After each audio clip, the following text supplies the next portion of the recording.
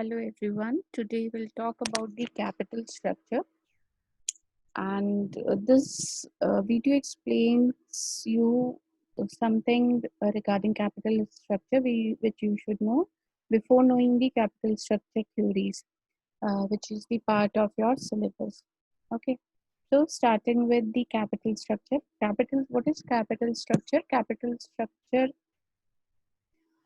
it can be defined as the mix of owned capital, that is the sum total of equity, reserves, and surplus, as well as it includes borrowed capital. Borrowed capital includes what? Includes debentures, loans from banks, and financial institutions. Okay, so company's capital structure is one of the most important choices a company has to make. And if we understand it from technical perspective, the capital structure is defined as a careful balance between the equity part and the debt part that the business uses to finance its assets, its day-to-day operations, and for future growth. Here you should understand that from technical perspective as well, it influences everything from the firm's risk profile. From the firm's risk profile, we can understand that if the firm is risky, it is not that easy to get funding, and if the firm's risk profile is more towards the risk side, it may become expensive for the firm to take to generate funds for the working of the organization. Okay, so if you understand that by design, the capital structure it reflects all the equity and the debt obligations. Okay, so it shows the type of obligation organization is having. Fine. Secondly, we have already studied about maximization of shareholders' wealth, and in our previous videos, wherein the maximization of shareholders' wealth is considered as the prime objective of a financial management manager, and we should understand how it can be achieved, like maximization of wealth, how it can be achieved. It can be achieved if an optimal capital structure is designed for the organization. So here what we understand is that designing or planning of a capital structure is highly psychological, complex, and qualitative process. Right. And here I have introduced one term which is called as optimal capital structure. And in the coming slides, we'll discuss what does it means optimal capital structure. So whenever there is a design of whenever there is a planning of capital structure, it involves the balancing of shareholders' expectations, risk, returns, and capital requirements of the firm. Fine. So first we'll start about planning part of the capital structure. What are the important considerations when it comes to the planning of capital structures? First of all, while planning, the manager should see the returns. Returns, that is the ability to generate maximum returns to the shareholders, that whatever capital structure company is deciding, it should maximize the earning per share and the market per share for the shareholders. Fine. So your capital structure, whatever combination of debt and equity you are having in your capital structure, it should have the ability to maximize the returns. Secondly, uh, the second part is the cost part, and cost is your capital structure should be as such that it should minimizes the cost of capital. When I'm saying cost of capital here, I mean WACC, that is weighted average cost of capital. And weighted average cost of capital is calculated as what? It is calculated on the basis of proportion of debt and equity in your capital structure. What is known already is that the debt is a cheaper source of finance, because one means organization gets benefit on debt because of the tax shield and the interest, and no benefit related to dividend, no sharing of profit to the shareholders. Because of this, debt has its own advantage, but not moving further here on the benefits of this debt, what we understand here is that the cost of equity, uh, capital combination, whatever combination of debt and equity you are having, it should lead to the minimization of the cost. Okay. Then comes the risk involved. That is, you should plan your capital assets that it should lead to minimum risk for the organization. See what happens here. We see that debt is a cheaper source of finance, and in that consideration, one may think of going for more of debt, but it should be understood that if the company goes for more of debt component in its capital structure, there are more chances of getting insolvent. So, appropriate combination of debt and equity is required. Hence, risk should also be considered while planning for capital structure. Then is the control. Control, that is, this aspect means that when you decide for the combination of debt and equity, you should see that your capital structure should not lead to the dilution of management control. And how does the management control is diluted? Management control is diluted when you go for more of equity, because you have more of shareholders then, and more interference will be there, and more sharing of profit will be there. So if one wants to avoid dilution of management control, that can be preferred over to the equity. Then the other consideration for planning capital structure is flexibility. Flexibility means your capital structure should be flexible, so you can alter the capital structure. Alter the capital structure means what? You can change the proportion of debt and proportion of equity, or the sources from where you have raised those funds. Okay. And flexibility means that without much cost, flexibility should come. Okay. So without any delays, without any cost, your capital structure can be changed whenever it is required. So the component should be the component taken into consideration while planning is the flexibility. Okay. So what we understand is that returns, cost, risk, control, flexibility, they are the few things which any manager or any owner of the organization should take into consideration while planning the capital structure. Okay. Then one more point which can be added here is capacity. Capacity means ability to generate profits and to pay interest and principal. That means whatever capital structure you have in the organization, it should be able to generate profit or generate earnings for the organization, so as organization is able to pay the principal and interest part taken from the debt holders.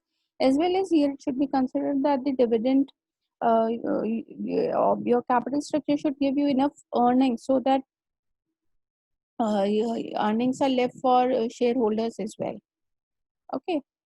So here we understand that while planning capital structure, we should see all these part. And one more thing is there, that the value of a firm, it is directly correlated with the maximization of shareholders wealth.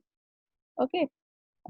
So uh, how we understand it is that the value of firm depends upon the earning of fund and its cost of capital. Putting it in the other form, earnings, they are the functions of investment decision. What kind of investment decisions organization takes, earnings are proportionate to it. Earnings will arise from it. And then how much operating efficiency the organization has. More is the operating efficiency, more are the chances of good earnings. Then weighted average cost of capital, the cost portion, it depends upon the capital structure. If more of debt is in the capital structure, WACC may be less. If more of equity is there in the capital structure, WACC may be high. So value of firm, how it can be represented? It can be represented as the debt, as having direct proportionality with the earnings part, and the inverse relationship with the cost part, that is weighted average cost of capital.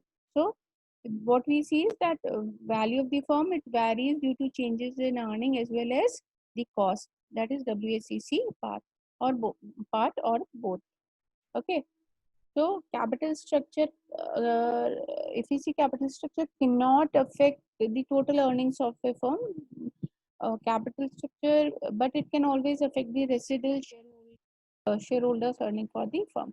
Before moving to capital structure theories, I would like I would like all of you to think upon, like, we are talking about capital structure. So why this capital structure it is of so much importance? You can take 2 minutes to ponder upon it and understand why this capital structure, if we are talking about, we are discussing it with several or various theories are given about capital structure. So why it is important? See, while you think, I would like to add on that, uh, see, capital structure, what it tells that there are different players when it comes to the capital structure, and they have different claims over the business. Okay, that, like, that owners, they have claims in form of the lump sum of the cash owned to them, that is full amount, as well as on the interest. And the equity holders, they have the claim in form of certain percentage of firm's future profit. Okay, and then like, when we decide capital structure, we are thinking about how risky it is to invest in business, and therefore uh, ultimately it tells us how expensive the financing should be. Like, if more risky is the capital, more risky is the business, the more risky will be the financing of the business. So capital providers, they look at the proportional weighing of different types of financing used for the company's operation. Like, higher the percentage of debt in the capital structure, what it means increased fixed obligations for the firm, and the fixed obligations result in less operating buffer and greater risk. I talked about the insolvency risk, and then excuse me, and the greater means higher financing cost to higher financing cost in future to compensate the fund providers or the lenders for the risk. So consequently, what we understand, the getting additional funding for the business with already heavy debt or heavy capital structure will be more expensive than uh, getting that fund for the business with the firm with high capital load. Okay, fine. So you should always think why capital structure decisions they are important, and in capital structure you should always understand how companies fund, how a company funds its overall operations and growth, what debt consists of, like borrowed money it consists of, and what are the charges on it, equity, what do you understand by equity, and likewise understanding of the capital structure, how it affects the balance sheet, like companies assets uh, in the balance sheets are purchased using these debt and equity. Then capital structure can be mixture of companies long-term debts, short-term debts, and the preferred stocks as well. So all these things one has to remember while making any kind of capital structure decision. Okay, there is one assignment which you should do here is you should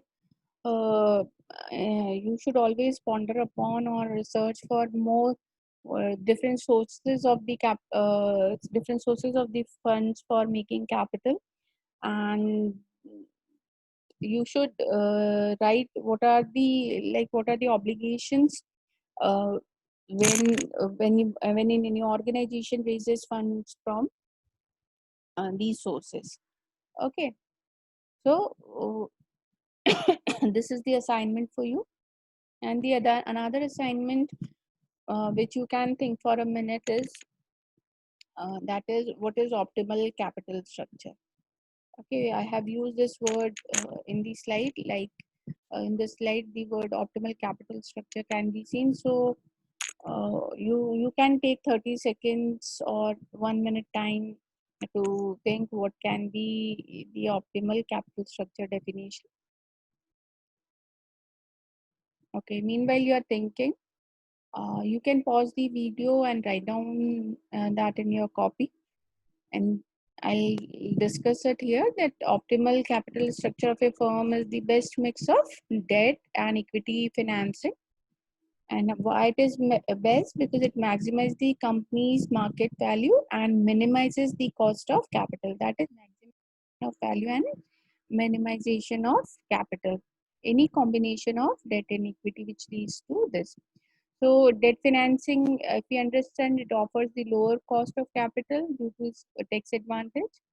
But we should consider that the higher debt may lead to the increase of insolvency risk, and the return on equity is also required. So one has to, that is the manager or the owner has to think about the optimal capital structure.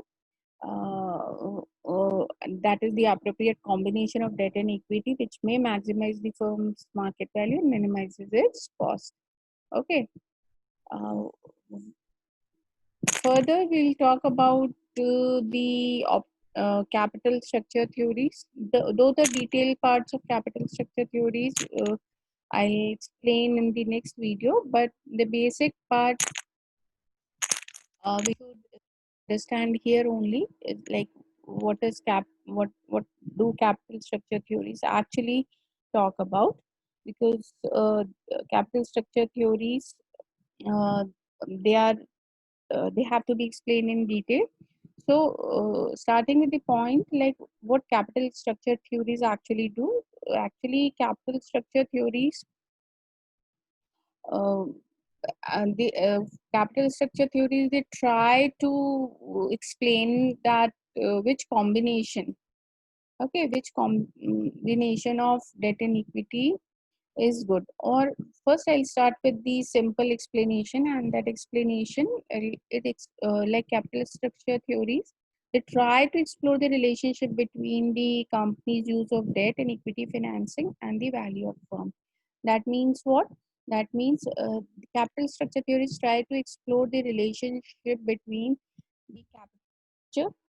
First thing, the capital structure. Second thing, the cost of capital, and the third thing, the value of the firm. Okay. So capital structure theories explain the relationship between the three things. Okay. And as you all understand, whenever certain theories are proposed, they are proposed in the ideal environment.